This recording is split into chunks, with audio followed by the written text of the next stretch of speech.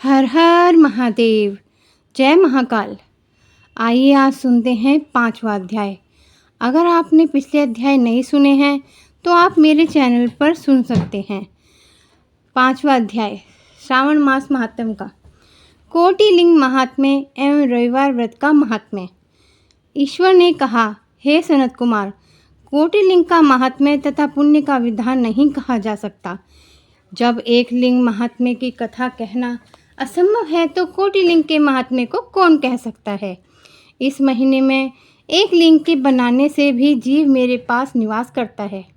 भक्ति द्वारा कामदेव के शत्रु भगवान श्री शंकर का षडक्षर ओम नमः शिवाय मंत्र के सहित अर्चन करें, गृह यज्ञ का उद्यापन करें, हवन तथा ब्राह्मण भोजन कराएं। इस तरह व्रत को करने से असमय में मृत्यु नहीं होती। इस मास का व्रत वंध्यत्व को हरण कर संपूर्ण आपत्ति को दूर करता है। रोग शोक संताप को मिटाकर ऐश्वर्य की वृद्धि करने वाला है। जो प्राणी पंचामृत से श्रावण मास में अभिषेक करता है वह इस देह को छोड़कर कैलाश में मेरे नज़दीक आकर एक कल्प तक निवास कर सकता है। वह प्राणी पंचामृत पीने वाला, गौ तथा धन आदि से युक्त अत्यंत मधुर भाषी त्रिपुरहंता श्री शंकर जी को प्रिय होता है। जो इस महीने में पत्तल पर भोजन करता है वह सोने के पात्र में भोजन करने वाला होता है तथा शाक त्यागने मात्र से शाक का कर्ता होता है। मनुष्यों में उत्तम होता है जो भूमि ही पर शयन करता है, पर वह कैलाश में निवास करता है। जो इस श्रावण मास में अति सुबह एक दिन भी नहाता है उसे एक महीने के नहाने का फल मिलता है। इस महीने में जितेंद्रिय होने से इंद्रिय जल बल प्राप्त होता है। इस महीने में स्फटिक मणि, पाषाण, मिट्टी तथा मरकत मणि निर्मित शिवलिंग में या स्वयं उत्पन्न या बनाए हुए या पिसान निर्मित या पीतल आदि चंदन, मक्खन या किसी द्वारा निर्मित शिवलिंग में एक बार अर्चन करने मात्र से 100 ब्रह्म हत्या भस्म हो जाती हैं। सूर्य ग्रहण, चंद्र ग्रहण, अन्य किसी सिद्ध क्षेत्र में लक्ष्य जप करने से जो सिद्धि कही गई है वह सिद्धि इस महीने में एक बार जप करने से मिल सकती है।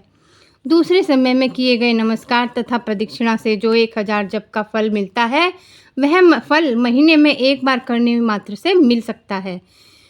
मुझे प्रिय इस श्रावण महीने में देव पारायण करने पर सब वेद मंत्रों की अच्छी तरह सिद्धि हो सकती है। इस महीने में बिना पुरुष सूक्त पाठ के एक दिन भी न बितावें। जो इसको अर्थवाद मात्र कहता है वह प्राणी नरक को जाता है। समिधा, चरु, तिल और घी से गृह यज्ञ करे। धूप, गंध, पुष्प, नैवेद्य आदि से भेद द्वारा अर्चन करे। शंकरों के रूपों का यथोचित ध्यान कर शक्ति द्वारा कोटि होम, लक्ष्य होम और अयुत हवन करे। तिलों में व्याहृत मंत्रों से हवन करे। इसी को गृह यज्ञ नाम से कहा गया है। हे सनत कुमार, अब वार व्रत कहूँगा, आप सुने। हे सनग, आपसे पहले रविवार व्रत को कहूँगा। रमणीय प्रतिष्ठानपुर में सुकर्मा नाम का एक दरिद्र ब्राह्मण तथा कृपण भिक्षावृत्ति में तत्पर था। एक दिन सुकर्मा ब्राह्मण ने धान्य की भिक्षा के लिए प्रतिष्ठानपुर में घूमते हुए किसी गृहस्थ के घर में स्त्रियों को देखा। वे स्त्रियां आपस में मिलजुल कर रविवार के उत्तम व्रत को कर रही थीं। उसी समय उस ब्राह्मण को देख उन स्त्रियों ने अर्चन को जल्दी ही ढक दिया। उस ब्राह्मण देव ने उन स्त्रियों से अर्चन विधि को जानने की जिज्ञासा की। वह बोला, हे साध्वी स्त्रियों, आप सबने क्यों इस व्रत के अर्चन को ढक दिया? आप दयालु हैं, मुझ पर कृपा करें। इस व्रत की विधि कहें, क्योंकि परोपकार के तुल्य तीनों लोकों में अन्य धर्म नहीं। समदृष्टि रखने वाला साधु पुरुषों को तो परोपकार ही स्वार्थ है। दरिद्रावस्था से मैं दुखी हूँ, यह उत्तम व्रत श्रवण कर इस व्रत को मैं भी करूँगा। इस व्रत के विधान तथा फल को भी कहिए। स्त्रियों ने कहा, हे द्विज, यदि व्रत में उन्माद या प्रमाद, विस्मरण, भक्तिहीनता या अनास्था करेंगे तो इस व्रत को तुम्हें कैसे दें। उनकी ऐसी वाणी को श्रवण कर उत्तम ब्राह्मण ने कहा, हे स्त्रियों, मैं ज्ञानी तथा भक्तियुक्त उत्तम व्रत को करने वाला हूँ। इस तरह उसकी वाणी सुनकर उन स्त्रियों में से एक प्रौढ़ा स्त्री ने रविवार के व्रत तथा उसकी विधि उससे कही। श्रावण मास के शुक्ल पक्ष से पहले रविवार को मौन होकर उठें।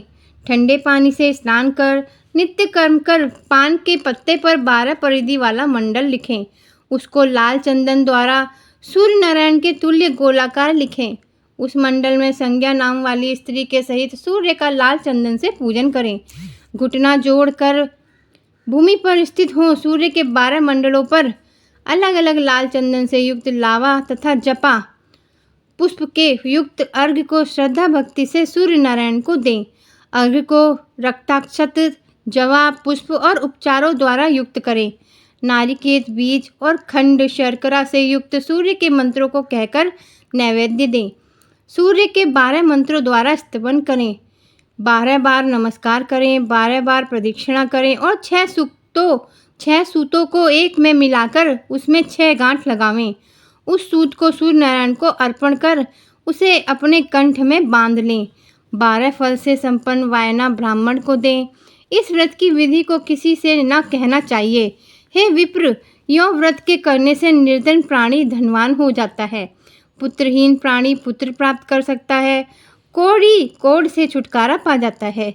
हे विपेंद्र, विशेष क्या कहा जाए। जिस वस्तु की अभिलाषा करता है वह साधक इस प्रकार व्रत के प्रभाव मात्र से प्राप्त कर लेता है। श्रावण मास में 4 रविवार या 5 रविवार होने से व्रत करें। व्रत की संपूर्ण फल की इच्छा के लिए उद्यापन करें। हे विपेंद्र, इस प्रकार व्रत करने मात्र से सिद्धि होती है। वह ब्राह्मण उन साध्वी स्त्रियों को नमस्कार कर अपने घर चला आया।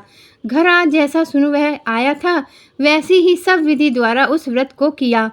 वह अपनी दोनों कन्याओं को भी व्रत विधि बतलाई।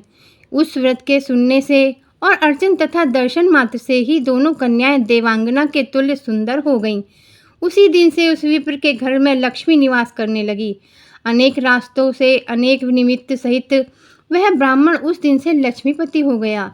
किसी राजा ने उसी ब्राह्मण के घर के समीप रास्ते में होकर निकलते हुए अति उत्तम उन दोनों कन्याओं को बरामदे या खिड़की में बैठे देखा।